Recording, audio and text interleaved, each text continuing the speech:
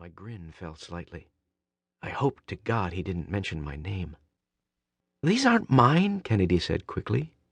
"I swear, Jason, they aren't." She reached out to grab his arm, but he pulled away.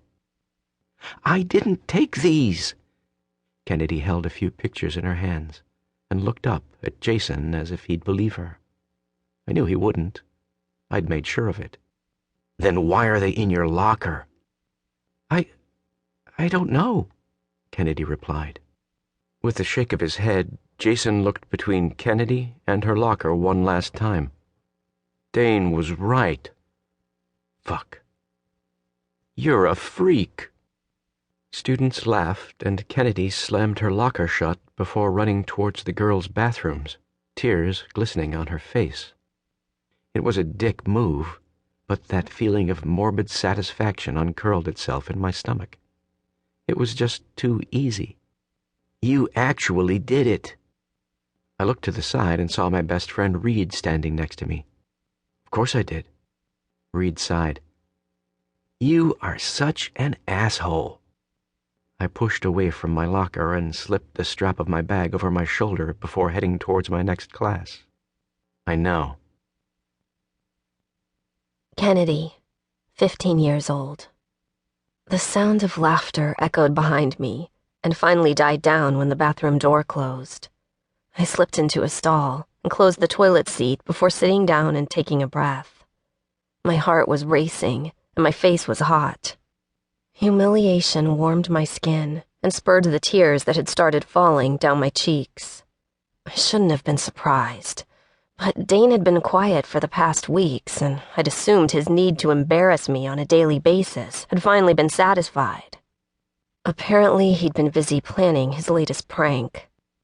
I wiped my eyes and took my cell phone from my bag.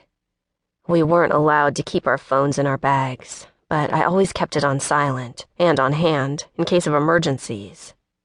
If anything happened at school, they'd have to call my father, and I had to avoid that at all costs.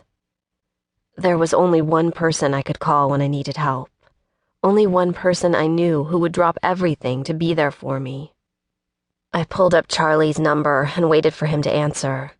He was coming home from college for the weekend, and I hoped he was close. I still had 4 hours of school, but I needed to leave now. I didn't want to have to stay and deal with any more crap. I'd had my fill for the day. My brother's voice came through the phone, and I relaxed, if only a little. "Hello? Kenny?" "Charlie?" My lips started trembling. "Kennedy, what's wrong?" "Are you close?" I asked. "Can you come get me, please?" "I'm 10 minutes out, baby girl. You hang tight." My shoulders sagged in relief. "Okay, I'm at school. I'll meet you in the parking lot next to the sports field." "I'll be there." I ended the call, and after righting myself in the mirror, I checked the hallway to make sure everyone, including the teachers, were in class. When it was clear, I snuck out and quietly made my way towards the back exit of the school. No one would see me, and I could cut class for the rest of the day without anyone knowing until the teachers took roll call. By then, I'd be gone. I never cut class, ever. But today, I felt like I needed to. I needed to see Charlie, and waiting 4 more hours wasn't going to happen. I hadn't seen him in almost a month, and it had been unbearable without him. As soon as his blue Ford F-250 stopped in the lot, he was out of the door and had his arms around me before I could say anything. I hugged him close and breathed in his familiar scent of leather and pine.